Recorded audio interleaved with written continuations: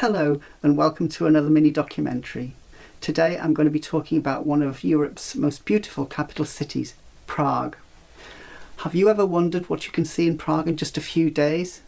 It's not just about the beer, although that is very good. We spent a few days there and it was brilliant. In this video I'll show you what we saw. So let's take a tour around this amazing capital city. You feel the atmosphere of Prague as soon as you enter the old town square. It's an historic area bustling with activity, and it's a really beautiful urban space. Countless multicoloured houses in many styles lend this place a unique atmosphere. Music drew us into the square. In Prague, it seems, music is everywhere. Prague is known for jazz, and if that doesn't float your boat, well, there's plenty else to experience here in this great capital city. Goods have been traded in this area since the 12th century, including spices, vegetables, jewellery, silk, timber and cattle. Today, it's a magnet for tourists. There are plenty of cafes around the old town square where you can sit down and soak up the atmosphere. Food and drink in the square can be relatively expensive, but it's worth stopping at a cafe for half an hour just to admire the place and to enjoy a very good beer. If you fancy something less pricey and don't mind standing, the street food here is popular and freshly cooked.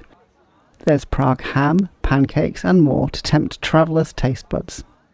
You can also pick up a horse-drawn tour if you fancy a break from walking the cobbled streets. But it's not cheap and would be more affordable with the cost split between a party of 4. Before you leave the square, take a look at the astronomical clock on the southern wall of the old town hall. It's over 600 years old. As you leave the old town square, you'll continue to see many different architectural styles in the surrounding streets, including Romanesque, Gothic and Baroque. This is the Estates Theatre, built during the late 18th century in a little less than 2 years. Scenes of Mozart in Prague were shot here for the Oscar-winning film Amadeus. The area around the square also contains a busy maze of winding lanes, and we spent time here exploring, taking in the atmosphere and shops. There's also an opportunity to experience more music here, this time in the comfort of one of the city's jazz clubs. Nearby Celetná Street connects the old town square and the Powder Gate, one of the original 13 city gates, which was once used to store gunpowder. Celetná Street is a busy thoroughfare which was a trade route, and it also used to be part of the Royal Coronation Parade route. Today it's full of shops selling souvenirs, including a wide selection of toys and bohemian glassware. We added to our snow globe collection while shopping here. There's a manufacturer home spa shop and a large chocolate store here too. But this shop's not just about chocolate. Inside the shop you can watch as rock candy is prepared. Watching molten sugar syrup transform into pretty little sweets in the expert hands of a confectioner is entertaining, but you might need a trip to the dentist if you overindulge in his handiwork. For a different kind of sweet treat, you could try trudelnik, a cake made from rolled dough wrapped around a stick, grilled and topped with sugar and walnut mix. If you prefer big shopping malls, try the Palladium on Republic Square. It used to be the Army's Josef Barracks building and is now one of the biggest shopping centres in the Czech Republic. It has around 180 shops and 25 restaurants. So, if you haven't had enough of shopping yet, its 39,000 square metres of retail space should sort you out nicely. If you've had enough of shopping, try a stroll along the banks of the river Vltava, which flows through the centre of Prague. We enjoyed a peaceful walk here, and at noon we'd reached the Rudolfinum, which is the home of the Czech Philharmonic Orchestra and the Gallery Rudolfinum. And then we heard this.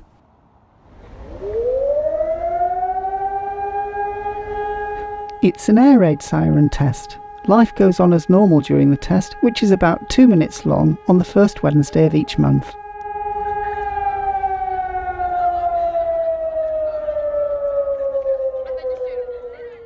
The Vltava is the waterway around which the city has developed over the past 1,000 years, and there are plenty of river cruises available if you want to see the city on a boat trip.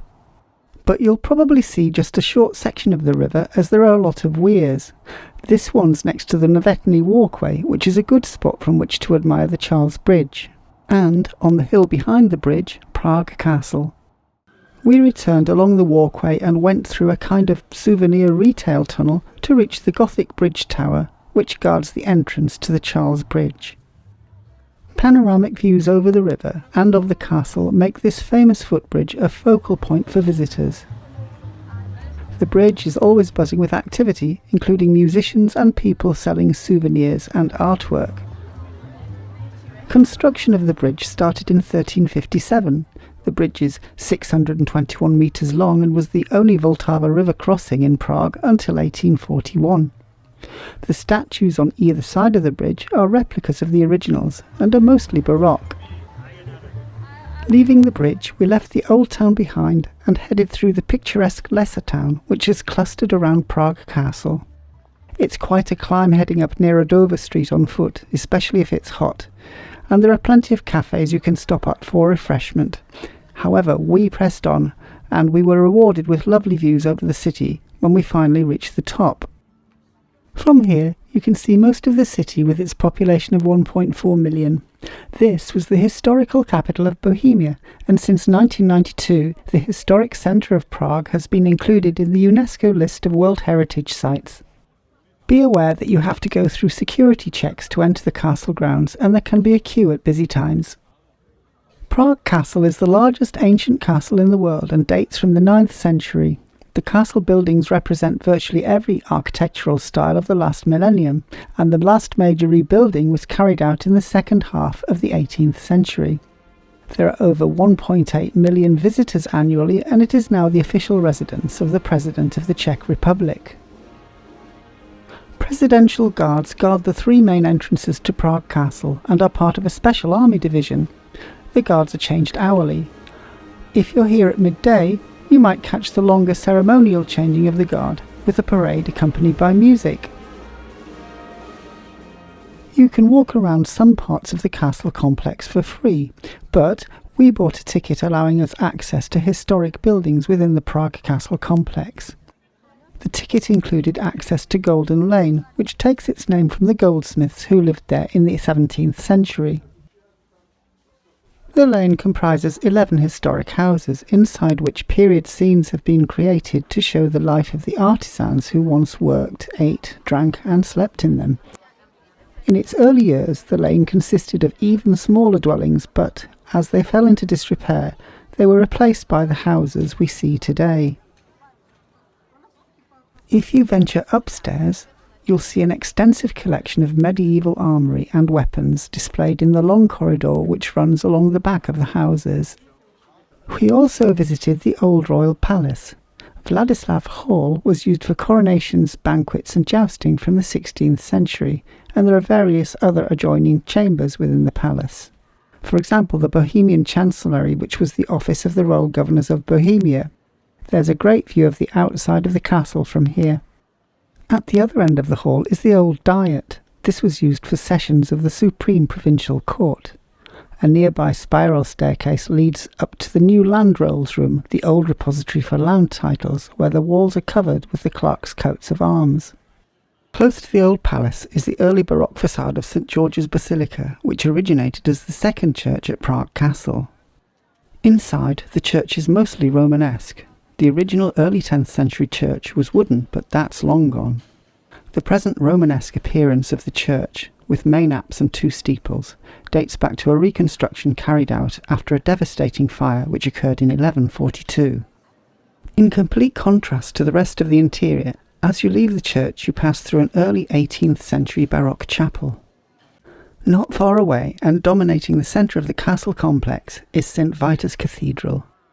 The first church on this site was founded in 930, and the present-day Gothic cathedral is actually the third religious building on this site.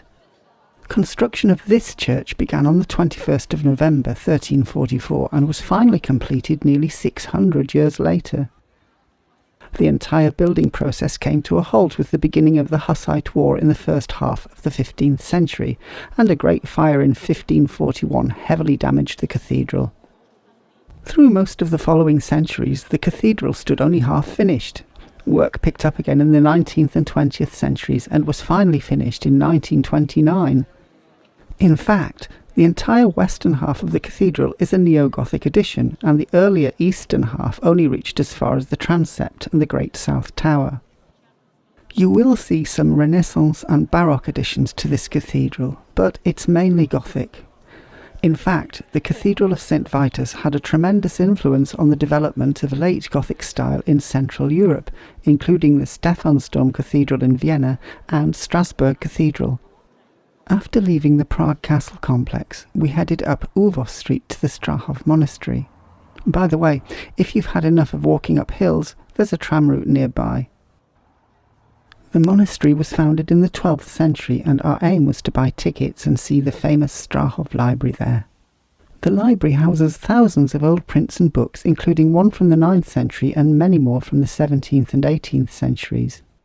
There are 2 splendidly decorated halls in the library. The Baroque 17th century theological hall contains about 18,000 theological books. The room has an ornate stucco ceiling, and the frescoes date back to the 18th century. The 18th century philosophical hall was constructed with walnut and contains medical, mathematical, geographical and other books. The Journey of Mankind to Wisdom was painted on the ceiling in 1794. In the corridor between the 2 halls there are rare books or facsimiles on display. There are also science collections, for example, the specimens in this display cabinet. It's worth noting that some historic sites in Prague, including the cathedral and this library, charge a fee for taking photos. For a completely different take on life in Prague and the Czechoslovakian Socialist Republic, a visit to the Museum of Communism is well worth a look. The museum shows life in the communist era, from the aftermath of the Second World War to the end of the 1980s. The museum has a wealth of material at its disposal. As well as their own comprehensive archive, they've obtained exhibits from other major collections. There's an extensive collection of communist-era artwork, including propaganda posters, and there are also recreated spaces, including a reconstructed schoolroom. The language lesson on the blackboard is Russian. There's even a sparsely stocked communist-era shop. The story ends with Václav Havel and the Velvet Revolution of 1989. Now, all that sightseeing is great, but how do you get around? And where do you stay? What do you eat? What do you drink? No doubt you'll do things your own way, and that's great because modern Prague is full of choices. But I'm going to show you the places that we found on our trip. Trams are a great way to get around Prague. The network is extensive and inexpensive, and tickets can be bought easily at stations and also at tobacco shops scattered around the city.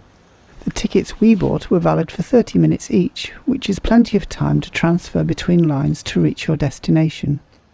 Just remember to validate your ticket once only using the yellow box at the beginning of your journey. The ticket allows travel in the 3 zones covering the central tourist areas and is also valid for bus travel and on the underground metro. You'll see a variety of trams on the streets, including some older vehicles and the occasional maintenance car. A ride on the tram is also an inexpensive way to view Prague's fabulous cityscape, especially if you're heading uphill to the castle. Taxis are easy to find, but make sure you get a properly licensed one to avoid overcharging. Look out for the official maximum rates displayed at the Fair Place taxi stands, which are dotted around the city. If you're on foot, I'd advise wearing flat shoes because there are cobbled roads everywhere. We noticed quite a few cobblestone holes too, but we also saw extensive repairs underway. Even intact paving can be quite uneven and slippy when it rains, so do take care when exploring Prague as a pedestrian. Václav Havel Airport is the easiest way to travel between Prague and the UK or more distant countries. The airport wasn't crowded when we arrived for our flight to London Stansted, and that made for a stress-free experience. Direct flights take under 2 hours between Prague and London, and we flew back to Stansted with Ryanair. However, we arrived in Prague by train. It's a great way to see the countryside, and we enjoyed the relaxing 4-hour journey from Linz in neighbouring Austria.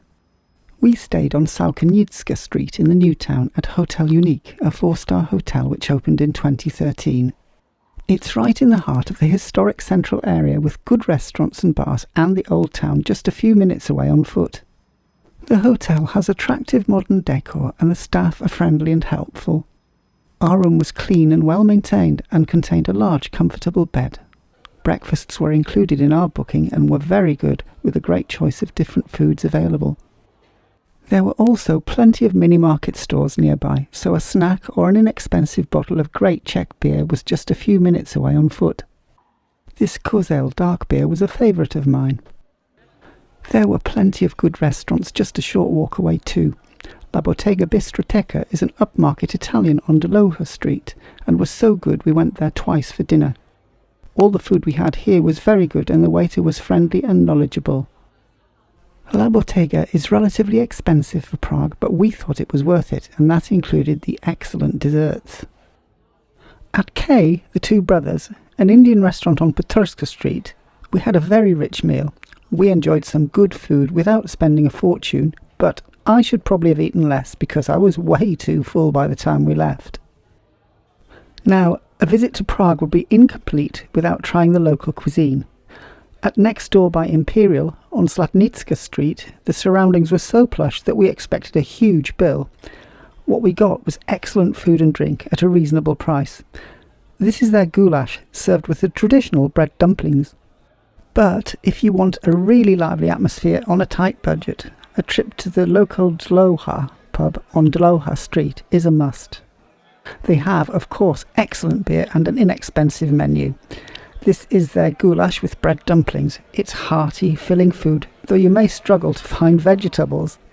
This was the place we chose for our first and last nights in Prague, a really good choice.